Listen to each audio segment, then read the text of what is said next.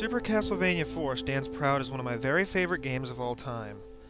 I've played it I don't know how many times over the years, but never have I tried to provide a commentary for it. So with that in mind, let's play. Now, this is going to be a comprehensive kind of playthrough. I'm going to show you a lot of the secrets, a lot of the hidden stuff, things you might not have noticed about the game. But before we do all of that, let's get into the intro.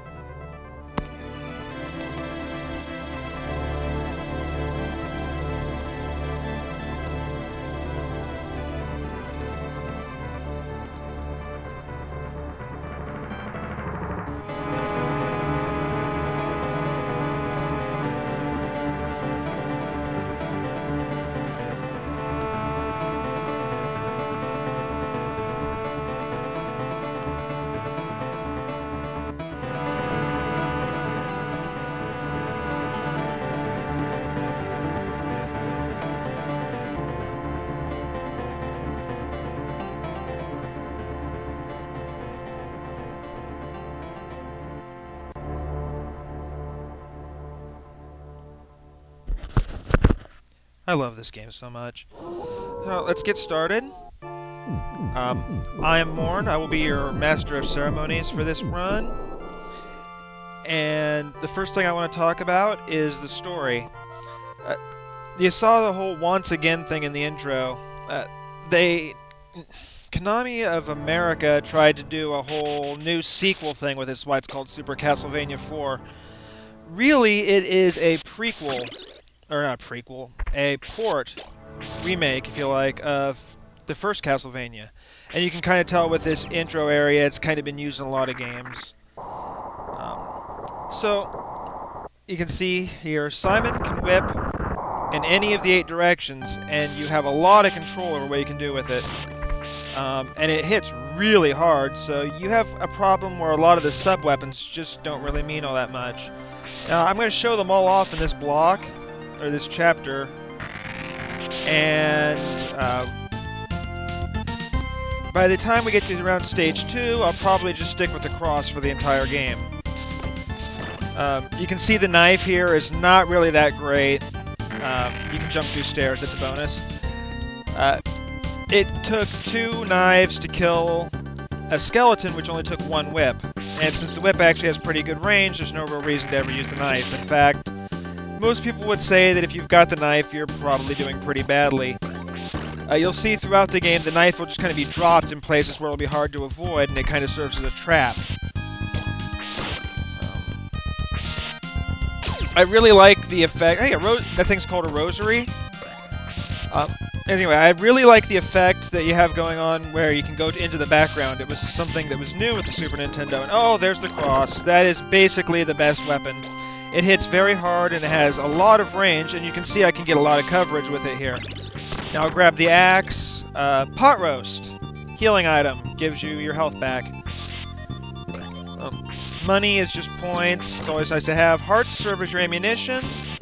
You can see there are big and small ones. The big ones are worth 5. Okay. Go ahead and kill the Bone Spittle. That is an invincibility potion. And it's sometimes hard to see because the video's not running at 60 frames a second. I kind of showed off the axe there. It's got a high arc, and it hits, you know, pretty decently. But again, you can whip in that direction, so there's really not that much reason to use it. Go ahead and go upstairs. I thought I would see if there was anything in that I couldn't remember. Hey. Coming up here, we have those. Those are grapple points. You can hit them with your whip, and you can swing across, kind of Indiana Jones style. Something that was really added in for this game, and it really adds a lot of playability. We'll see it later, combined with the Super Nintendo's Mode 7 capabilities. Just wanted to show off the axe one more time, because I'm about to lose it.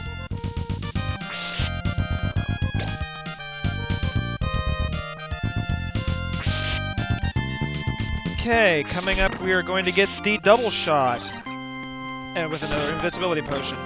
The double shot, as you'll see, lets you throw 2 of a weapon at once, otherwise you can throw 1. Later on, you'll see a triple shot, which I tend to use with the cross for really abusive stuff. Because when you can cover that much area, you really have an advantage in gameplay. So, we'll move on here. And next, that would be the Holy Water. In the original version, it was called Firebomb, because Nintendo had a thing against religious references in their games. It's usually pretty good, but here it's really not anything to write home about. See, here I try to bait that thing into dropping down on it, and it just doesn't work. Here you'll see me get some use out of it. I'll bait the horse head there into running into it, and do it again. But then you can see I can just hit them with the whip before they get there, and I don't have to use my hearts. In some of the early Castlevania games, the Holy Water could be used to break blocks, and I just wanted to show that you can't do that here.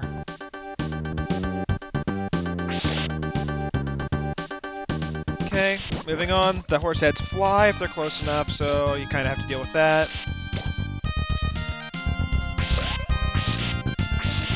Okay, I thought I would try to show off a down whip to hit that, but I didn't. But you can just hold the button and whatever direction you're facing, and you can do it. The stopwatch will do exactly what it says. Stop time for a few seconds. It costs 5 hearts to do it, as opposed to the other weapons which cost 1. It's not bad. I mean, being able to stop the enemy's movements... Turkey leg. Being able to stop the enemy's movements is a nice touch. But I'm going to go ahead and take the knife back here. As bad as it is, it's still generally... I'd rather have distance weapons time stopped, especially with the boss that's coming up. Okay. I hadn't gotten to it yet. Those little differently colored platforms that heart was just on, if you jump on them, they will spin around and it kind of acts as a death trap. But if you just walk across them, you're fine. I thought there was something there, and there isn't. Okay, grab my health that I totally needed to refill. Okay, this is actually a pretty easy boss. I'm going to make it look a little bit more annoying than it is because I'm not used to not having the cross here. He just moves back and forth, very simple pattern. This thing will come at you and it will have a jump attack, and it doesn't even get to do it.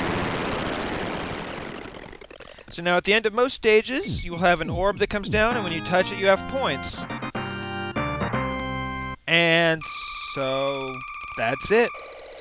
I will see you next time when we will do Stage 2.